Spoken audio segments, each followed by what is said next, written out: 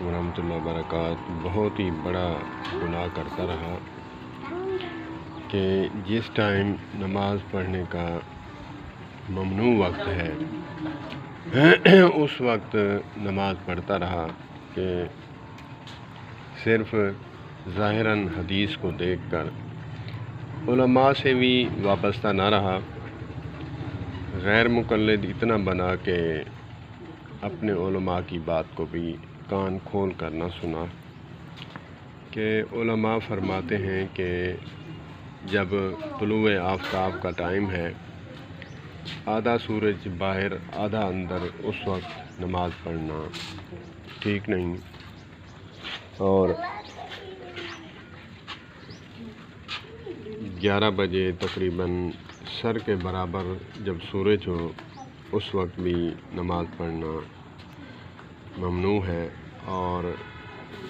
غروب آفتاب کے وقت عصر کا ٹائم ختم ہونے پر، اور یعنی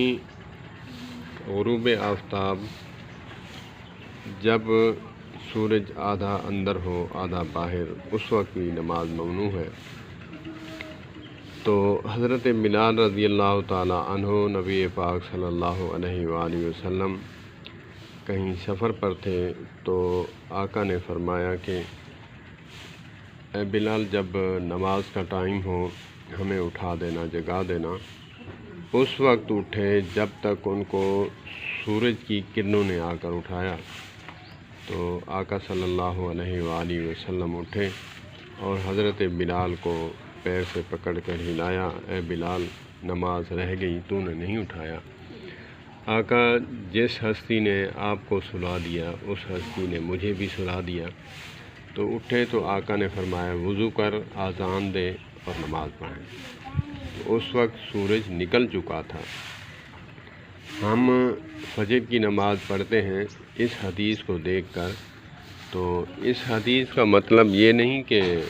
ٹائم بھی نہ دیکھا جائے، جو ٹائم ہے